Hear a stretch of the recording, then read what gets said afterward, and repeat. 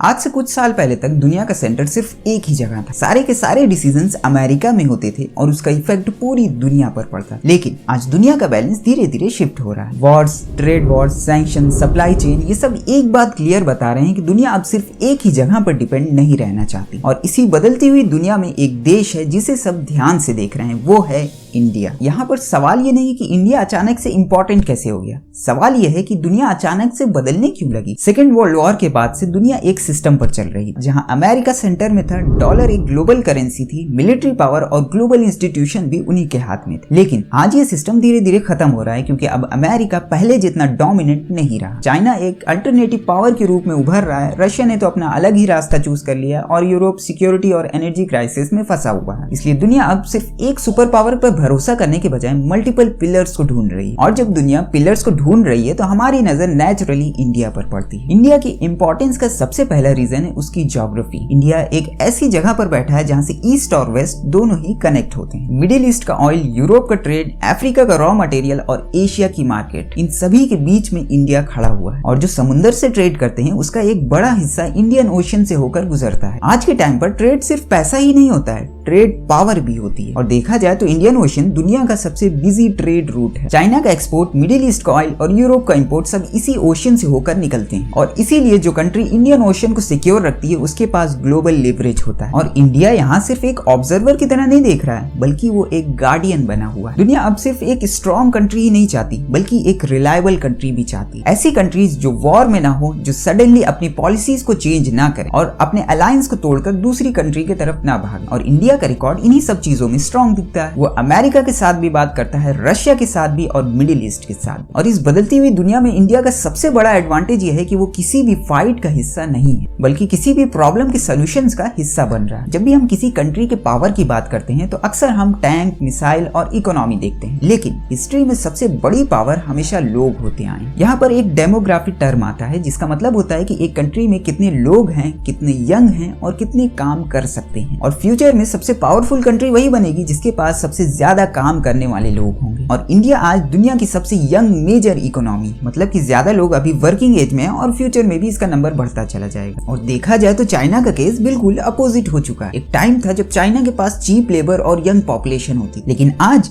China fast ageing phase में जा रहा है। वन चाइल्ड पॉलिसी का इफेक्ट अब क्लियरली हमें दिखने लगा, जहाँ पर वर्कर कम हो रहे हैं और बूढ़े लोग ज्यादा हो रहे हैं। और यूरोप तो ऑलरेडी बूढ़ा हो चुका है, जहाँ ज्यादा रिटायर, कम वर्कर और हैवी प्रेशर इकोनॉमी पर पड़ रहा है। और इसी वजह से यूरोप को इमिग्रेशन चाहिए। और इसी कंपैरिजन में इंडिया बिल्कुल अलग दिखता है। इंडिया के पास फ्यूचर वर्कर हैं, फैक्ट्रीज, टेक और सर्विसेज के लिए। इंडिया के पास फ्यूचर कंज्यूमर भी हैं जो प्रोडक्ट, ऐप और सर्विसेज को खरीदेंगे। इंडिया के पास अच्छे सोल्जर्स भी हैं सिक्योरिटी और डिफेंस के लिए। और इंडिया के पास इनोवेटर्स भी हैं जो कि प्रॉब्लम का सोल्यूशन निकालेंगे। और यहाँ पर दुनिया को लोग चाहिए और इंडिया के पास लोग ही लोग हैं। इसलिए बड़ी बड़ी कंपनीज इंडिया आ रही हैं और कई सारी कंट्रीज इंडिया को सीरियस भी लेने लगी। लेकिन सिर्फ पॉपुलेशन ही काफी नहीं होती है। सवाल यह है कि क्या ये लोग काम के लिए रेडी हैं? कोई भी कंट्री की पॉपुलेशन पावरफुल तभी बनती है जब उस पॉपुलेशन के पास स्किल्स हो। और इंडिया का एजुकेशन सिस्टम परफेक्ट तो नहीं है, लेकिन एक चीज में स्ट्रॉन्ग है, स्केलिंग। हर साल इंडिया से millions of engineers, doctors, managers और साइंस ग्रेजुएट निकलते हैं। सब वर्ल्ड क्लास तो नहीं होते हैं, लेकिन हम नंबर में सबसे ज्यादा होते हैं। और आज के टाइम पे कंपनीज सिर्फ मशीन तो नहीं चला रही, कंपनीज एक प्रॉब्लम सॉल्वर ढूंढ रही हैं। उन्हें एक ट्रेंड दिमाग चाहिए और यहाँ इंडिया बिल्कुल फिट बैठता है। सेम काम जो अमेरिका और यूरोप में महंगा पड़ता है, वहीं इंडिया में कंपैरेटिवली कम कॉस्ट में हो जाता है। क्योंकि इंडिया के जितने भी प्रोफेशनल्स होते हैं वो सिर्फ एक चीज में स्ट्रॉन्ग होते हैं, एडेप्टेबिलिटी। नई टेक्नोलॉजी हो,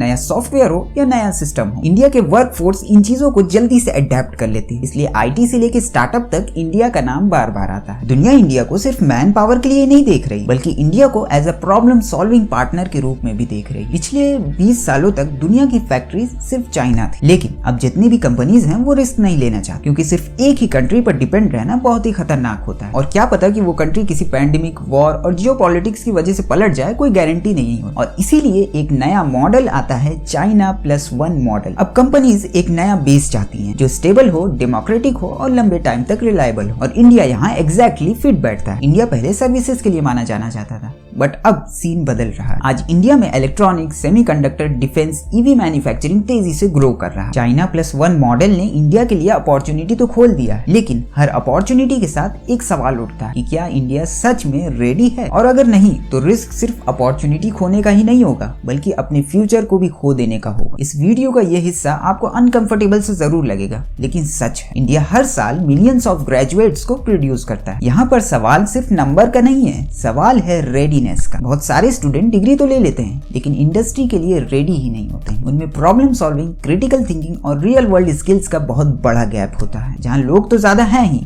लेकिन ट्रेंड लोग कम है। जैसा कि हमें पता है कि दिल्ली इस वक्त दुनिया की सबसे मोस्ट पोल्यूटेड सिटी बन चुकी है, जहां हवा, पानी, नॉइज सब कॉम्प्रोमाइज्ड है। लेकिन ये सिर्फ डेवलपमेंट का रिजल्ट नहीं है, ये हमारे रूल्स को इग्नोर करने की आदत का रिजल्ट है। और इसीलिए इंडिया अट्रैक्टिव तो है लेकिन पेपर पे, लेकिन ground reality investor, citizen, tourist सबको दिखती है। हम सिस्टम को ब्लेम करते हैं लेकिन हम खुद लाइन में नहीं लगते, पब्लिक प्रॉपर्टी को किसी का नहीं समझते, हम रूल्स को एज अ ऑप्शन मानते हैं और इसीलिए हमें अपनी सिटीज बहुत ही क्योटिक दिखती है। ट्रैफिक बहुत ही डेंजरस होता है और हमारी डेली लाइफ बहुत ही स्ट्रेसफुल होती है, क्योंकि प्रॉब्लम सिर्फ गवर्नमेंट नहीं, प्रॉब्लम हम खुद हैं। और तो और मेंटेनेंस को हमेशा नजरअंदाज किया जाता है। जहाँ नए प्रोजेक्ट्स बन तो जाते हैं लेकिन उन्हें सस्टेन करना और मेंटेन करना बहुत ही मुश्किल हो जाता है। Power supply, water distribution, sanitation, इन सभी एरियाज में अभी कंसिस्टेंसी की बहुत ही ज्यादा कमी है। और फिर आता है अनएम्प्लॉयमेंट का इशू। इंडिया के पास वर्ल्ड की लार्जेस्ट यंग पॉपुलेशन है जो काम करना तो चाहती है लेकिन जॉब मार्केट ग्रो ही नहीं कर रही है। यहाँ से हर साल ग्रेजुएट्स तो निकलते हैं लेकिन ज्यादातर काम उनके स्किल से मैच ही नहीं करता, जिससे उनका टैलेंट वेस्ट हो जाता है। और फिर आता है करप्शन एक सिस्टमैटिक प्रॉब्लम बन चुका है, जहां लॉज और रूल्स थियोरेटिकली एग्जिस्ट करते हैं और प्रैक्टिकली क्रिमिनल्स कहीं से भी अपना रास्ता निकाल लेते हैं और विक्टिम को जस्टिस मिलना बहुत ही मुश्किल हो जाता है। और ऐसा इसलिए होता है क्योंकि पनिशमेंट्स इतने स्ट्रॉन्ग ही नहीं होते कि वो क्रिमिनल्स में फियर डाल सके, और इसीलिए इंडिया में क्राइम्स दिन पर दिन बढ़ते चले जा रहे हैं। लेकिन अच्छी बात यह है कि इन सभी चीजों को ठीक करना पॉसिबल भी है अगर हम अपनी आवाज उठाएं, रूल्स को फॉलो करें और सिस्टम को अकाउंटेबल बनाएं। इंडिया दुनिया के लिए इंपॉर्टेंट इसलिए बन रहा है क्योंकि उसके पास पोटेंशियल है, लेकिन पोटेंशियल फ्यूचर तभी बनता है जब एग्जीक्यूशन हो। दुनिया इंडिया को तो देख रही है लेकिन सवाल यह है कि क्या इंडिया खुद को बदलने के लिए रेडी है, क्योंकि अपॉर्चुनिटीज तो सिर्फ दरवाजा खोलती हैं, अंदर कैसे जाना है वो हम खुद डिसाइड करते हैं। मुझे उम्मीद है कि ये वीडियो आपको इन्फॉर्मेटिव लगी होगी। आपके क्या ओपिनियन इस टॉपिक को लेकर मुझे कमेंट में जरूर से बताइए। तब तक के लिए मिलते हैं नेक्स्ट वीडियो में। Thank you.